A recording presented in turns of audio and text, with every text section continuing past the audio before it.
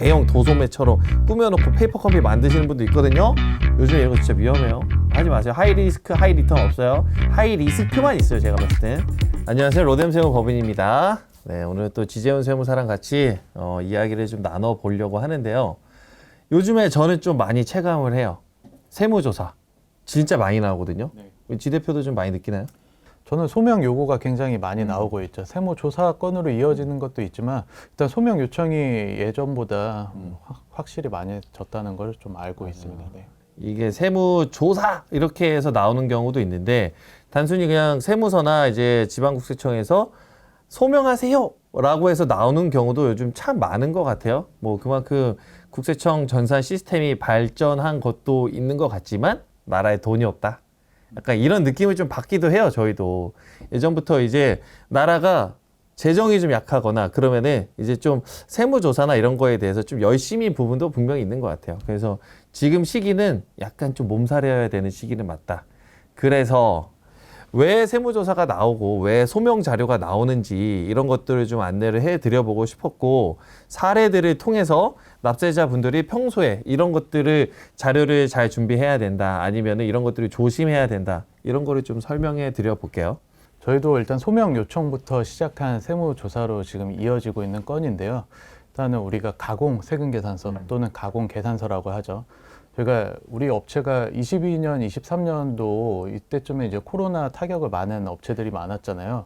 근데 이 업체는 코로나 특수를 좀 맞이해가지고 오히려 매출이 굉장히 늘어나는 업체였어요. 그래서 매출이 늘어나다 보니까 또 이익도 굉장히 같이 상승하면서 세금을 많이 걱정하셨던 거예요. 그래서 주변에 있는 이제 오랫동안 거래해왔던 거래처에 때 이런 어려움을 좀 토로했는데 주변에 이제 매입이 많은 법인 대표님이 계신다. 이분이 사업도 오래 하셨고 매입도 많아서 매출을 조금 끊어준다 하더라도 아마 문제는 없을 거다. 이렇게 가짜 자료? 네, 우리가 이제 가공 계산서라는 게 자료상이라고 하잖아요, 이런 분들.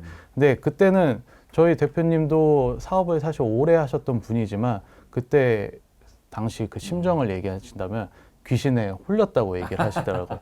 그 귀신에 홀려서 이렇게 금액으로는 2년간 한 3억 원 정도를 받았어요. 많이 하셨네.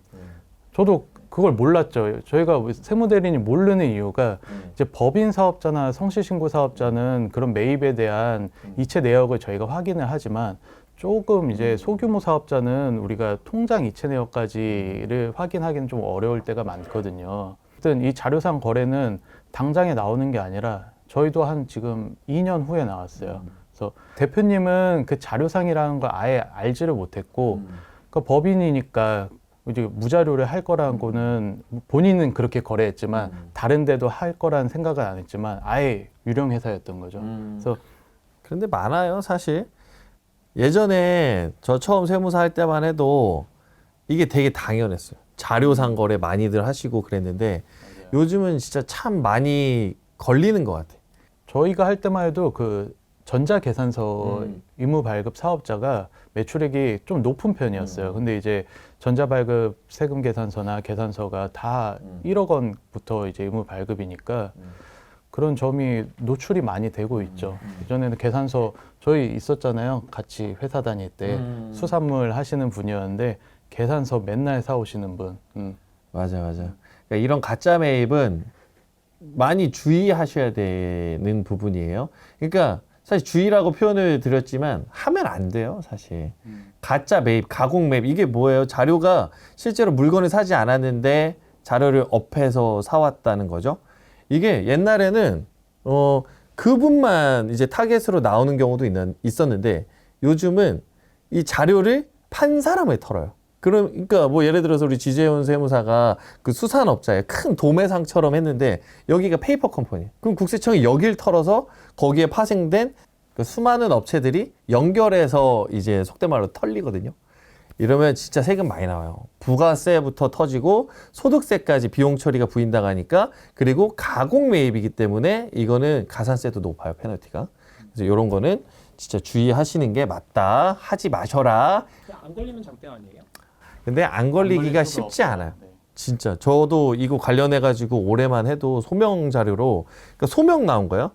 이거 상대방 털었더니 당신 거 업체 있었어. 이거 소명해 이렇게 해서 나오는데 진짜 많았어요. 그 꼭 밑에 지방에 이제 남해 지방에 계신 막 대형 도소매처럼 꾸며놓고 페이퍼 컴퍼니 만드시는 분도 있거든요. 요즘에 이런 거 진짜 위험해요. 하지 마세요. 하이 리스크 하이 리턴 없어요. 하이 리스크만 있어요. 제가 봤을 때. 이번에 저도 조사했던 얘기를 좀 하나 해보고 싶어요. 이번에 이제 정기조사도 참 많이 나온단 말이에요. 정기조사는 5년에 한 번씩 무작위로 업체를 이제 선정을 해서 나오는 곳들인데 이것도 참 주의를 하셔야 될 것 같아요. 이거는 랜덤이기 때문에 누구나 나올 수 있는 거예요. 타겟을 정하지 않았어요. 근데 이번에 이제 저희 그 법인 한 곳이 랜덤 조사, 그러니까 정기 조사에 선정이 되셔서 나왔는데 어쩔 수 없죠. 조사 나온 거 이분이 혐의가 있어서 나온 건 아니니까. 근데 이런 거에 대해서 가산세나 세금이 부과가 됐다. 첫 번째로 이제 사적 경비. 법인은 이제 사적 경비가 섞이면 안 돼요. 요즘 이제 법인 카드를 분석하는 기술이 굉장히 발전을 했거든요. 법인 카드 하면은 상대방 어디 거에서 매입했는지, 그리고 시간 언제인지, 공휴일에 썼는지, 주말에 썼는지 다 체크하고, 그리고 지역이 우리 사업장이랑 뭔지도 다 체크해요. 그래서 타 지역 이렇게 다 분류해요. 그래서 이번에 우리 대표님이 그 법인 카드 중에 사적 경비로 다 부인당한 게 그거였어요. 타 지역에서 쓴 거. 이분이 이렇게 출장 다니고 그런 업종이 아니었는데 왜 타 지역에서 쓰냐 이거예요. 그래서 이분 이거 입증 못해서 다 부인당하고 대표자 상해처분 당했어요. 그리고 이제 사적 경비로 보이는 거. 좀 티나는 것들이 있어요. 예를 들어서 뭐 한약재 같은 거를 또 사셨더라고요. 뭐 의약품 이런 거 제가 사지 말라고 말씀 많이 드렸죠. 대표적인 사적 경비 리스트 있어요. 뭐 병원비 아니면은 뭐 교육비, 주거비용 이런 거는 법인카드 있으면 안 돼요. 이거는 그냥 걸러내줘요. 그래서 국세청에서 조사 나올 때 이거는 일단 부인할게요. 이렇게 하고 시작했어요. 그러니까 이런 거 참 주의하셔야 되고, 그 두 번째로 또 많이 터주셨던 게 여기가 또 외부에서 사람들을 들여다가 이제 파출 형태라 그러죠. 외부에서 잠깐 뭐 시간제 알바 뭐 사람 좀 도와주세요 해가지고 불렀어요. 근데 인건비 신고가 잘 안 된 거예요. 이렇게 누락되는 경우 되게 많거든요. 통장 뒤져다 보면은 저희가 법인가산 진짜 많이 도와드리는데 실제로 인건비 신고 제대로 안 돼가지고 가산세 맞는 경우 진짜 많아요. 예를 들어서 우리 직원 급여만 봐도 그래요.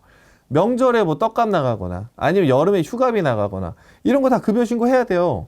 그냥 통장에서 맞바로 나가버리잖아요. 이런 거 다 가산세 사유예요. 그리고 이것도 봤어요. 업무용 승용차. 운행일지 잘 쓰냐고. 제대로 걸렸어요. 네, 이번 세금 좀 많이 나왔어요. 운행일지 이거 안 쓰셨는데 운행일지 쓴 것처럼 표현하셨네요. 이거 안 된다. 그리고 이게 사업용으로 썼는지 안 썼는지에 대한 여부조차도 분류를 해요.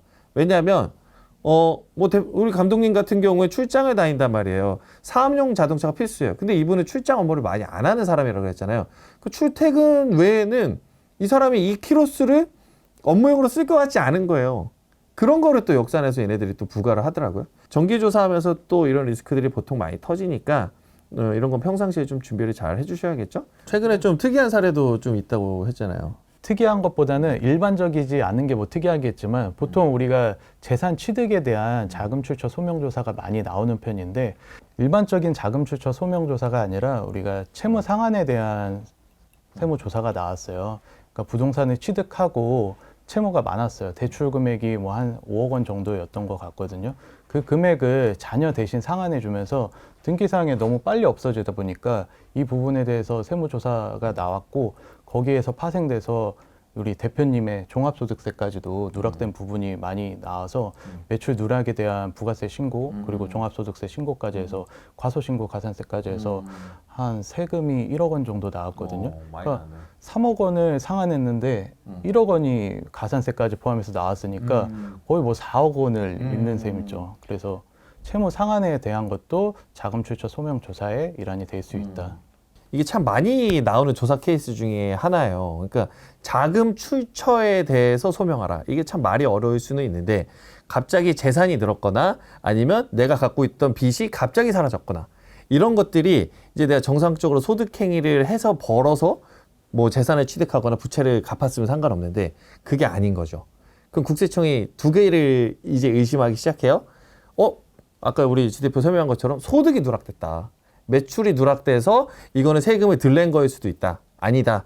이거는 부모나 아니면은 뭐 누군가한테서 고액의 증여를 받았는데 신고를 안 한 거다. 이런 거를 보통 의심하거든요.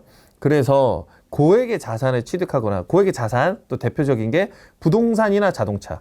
이게 왜 위험할까요? 이게 국가에 보고되는 자산이잖아요. 그래서 세무서에서 언제든지 알 수 있는 거. 그리고 금융기관에서 이제 확인할 수 있는 자료들도 참 확인이 잘 돼요. 그래서 금융부채 같은 거 한순간에 탕감해 주는 거 위험하다. 이런 것 때문에 조사 진짜 많이 나오니까 우리 지 대표 케이스 좀 유의해 주시면 너무 좋을 것 같아요. 제가 또 이번에 겪었던 사례를 하나 또 말씀을 드리고 싶어요. 또 조사 진짜 많이 나오는 케이스 중에 하나가 상속세 신고하고 조사. 요즘은 거의 나온다? 왜냐면 이 상속세라는 신고 세목 자체가 좀 특이해요. 왜냐면 상속세는 우리가 뭐 부모님이나 아니면은 뭐 가족분들이 누가 돌아가시면 신고를 하는 세금인데 이거에 대해서 보통 신고하고 끝이 아니라 국세청이 이거를 결정을 해줘야지만 끝나는 세금이에요. 신고해서 끝? 이게 거의 아니라는 거예요. 그래서 국세청이 확인하고 결정까지 해야 되는데 이 결정하는 과정에서 세무조서가 거의 나온다. 그래서 내가 상속세 신고를 요즘에 해야 되는데 세금 나올 것 같네? 그러면 굉장히 보수적으로 하셔야 돼요. 이거는 진짜 많이 주의를 하셔야 되는 게 내가 상속세를 신고했는데 예를 들어서 우리 부모님이 돌아가셔서 상속세를 신고했는데 한 1,000만 원이 나올 것 같아요. 그러면 숨기지 마세요.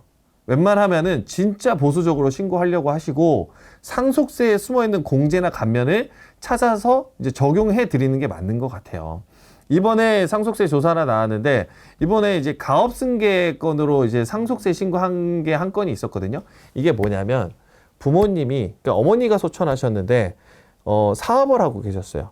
이거를 자녀가 어머니가 물려주신 이 사업을 그냥 없애기 너무 아까우니까 이번에 대표이사로 취임을 하면서 들어갔단 말이에요. 이거를 가업승계라고 해요. 어머니가 물려주신 사업을 내가 승계했으니까 좋아요. 이렇게 해서 승계를 받아서 상속세를 줄이는 형태는 너무 좋아요. 이분이 그냥 상속세 신고하셨으면 세금이 한 3, 4천 정도 나오셨을 것 같아요. 근데 부동산 물려주셨고 사업권 물려주셨는데 이거 가업승계 공제 받으니까 세금 안 나왔어요. 담당 조사관이 세금 신고 잘했다고 깔끔하게 넘어갔어요. 세무조사가 나왔음에도 불구하고 상속세 관련해서 사업하시는 분들 이 상속세 정말 걱정 많이 하신단 말이에요. 최근에도 상속세 관련해서 상담 몇 분 오셨는데 보수적으로 신고하세요. 제발. 상속세 조사 무조건 나온다 생각하고. 근데 그런 게 아니에요. 부모님께서 뭐 집 있는데 대출 좀 껴가지고 물려주고 가셨어요. 어머니 생존에 계시고 아버님 소천하셨는데 어머니 생존에 계시고 자녀들 있어요. 뭐 이러면 10억까지 공제가 되니까 세금이 안 나올 수 있어요. 이렇게 안 나오면 괜찮아요. 안 나오면 조사도 거의 안 나오고 끝내는 경우도 많은데 몇백만 원이라도 나올 것 같다. 몇천만 원 나올 것 같다. 그러면 진짜 보수적으로 신고하세요. 그게 상속세는 세무조사 나왔을 때의 답이다. 이렇게 좀 말씀을 드리고 싶고요. 지 대표가 또 마지막으로 정리한 케이스 하나 있다고 하니까 한번 들어보고 마무리하도록 할게요. 우리가 성실신고 사업자라고 하는 사업자, 매출 금액이 일정 금액 이상의 사업자는 세무조사가 많이 나온다라고 알고 계신 것들이 있잖아요. 매출이 성실신고 사업자에서 나오는 게 아니라 성실신고 대상자가 성실신고를 안 했을 때 세무조사가 나올 수 있어요. 이 사례는 우리 종합소득세 신고 안내문에 신고 유형이 성실신고 사업자였던 사업자를 우리 세무 대리인인 우리 선배가 약간 착오를 일으켜서 했던 건데, 그러니까 매출 금액은 5억 원이 안 됐어요. 5억 원이 안 되는데 그게 수정 신고를 좀 늦게 하면서 우리 국세청 전산에는 5억 원 이상으로 찍혀 있었던 거예요. 그러니까 실질은 성실 신고 대상자가 아니니까 성실 신고를 안 했는데 국세청 전산에서는 왜 안 했냐라고밖에 뜰 수가 없거든요. 안 하는 게 맞는데. 그래서 그 부분에 대해서 소명을 했음에도 불구하고 전산에 떴기 때문에 우리는 세무조사를 해야 한다. 이런 사례가 있었어요. 그래서 이런 자진신고 세목들은 우리가 국세청에 좀 안 튀는 것들이 좋거든요. 그래서 성실신고 사업자가 되면 무조건 성실신고를 하셔야 되고, 그런 것들은 세무 대리인을 통해서만 할 수 있으니까 꼭 기장을 하시거나 신고 대리 형태로라도 신고를 하셔야 합니다. 털어서 먼지 안 나는 사람 없어요. 솔직히 말해서 저도 보수적으로 사업하는 사람인데 저 세무조사 나와서 안 털릴 자신 없어요. 왜냐하면 사람이란 게 실수할 수 있고 만에 하나라도 그런 것들이 먼지가 나올 수 있으니까 세무조사 안 나올 수 있으면 좋아요. 안 나올 수 있으면 좋은데 정기조사는 언제든지 랜덤 조사가 나올 수 있으니까 아까 제가 좀 몇 가지 말씀드렸죠. 사적 경비, 뭐 인건비 신고 누락 이런 거는 항상 유의하시고 조사에 대해서 약간 불성실 혐의 아니면 혐의 자료 이런 것 때문에 나오는 거는 정말 평소에 좀 피하셔야 돼요. 무서워요. 그러니까요. 이게 세무조사라는 게 결국 5년치 전 걸 보는데 우리 1년치만 해도 뭐 했었는지 모르잖아요. 그럼 뭐 5년치 이거 어디 쓴 거냐, 이거 입금한 건 어디냐, 이거 출금한 거는 무슨 목적으로 나간 거냐, 이게 기억이 잘 안 난단 말이에요. 그래서 세무조사 하면 대응하기가 굉장히 힘든 게 있죠. 저희도 대표님을 도와드리고 싶은데 대표님도 기억이 안 나요. 근데 기억이 안 난다고 우리 세무서한테 요건 매출이 아닙니다. 그냥 넘어갈 수는 없거든요. 그러니까 적격 소명하기 위해서는 뭐 자료도 잘 갖고 있어야 되지만 안 나오는 게 제일 좋겠죠. 네, 아유, 안전한 사업 하시기를 바라는 마음에 네, 이번 영상 준비했고요. 세무조사 뭐 피할 수 있으면 피하는 게 저는 좋다. 하지만 뭐 정기조사나 이런 거 나왔을 때 잘 대응하는 것도 너무 중요하거든요. 그래서 또 로뎀 세무법인 열심히 대응 잘 해드리고 있는 세무법이니까 너무 공경에 처하셨다. 그러면 한번 상담도 받아보셨으면 좋겠고요. 물론 뭐 저희보다 세무조사 대행 잘 하시는 분들 많아요. 하지만 뭐 너무 불가피하게 그 세무조사를 통해서 고액의 세금이 맞으셨다. 그러면 그 뒤에 구제 절차도 있거든요. 뭐 불복을 해본다든지 그런 절차도 있으니까 너무 억울하게 세금 맞으셨다면은 좀 대응도 좀 해보셨으면 좋겠고 평상시에 좀 일단은 안전하게 세금 신고하는 게 가장 저는 능사라고 생각하니까 영상 참고되셨기를 바라겠고요. 네, 여기서 마치겠습니다. 감사합니다.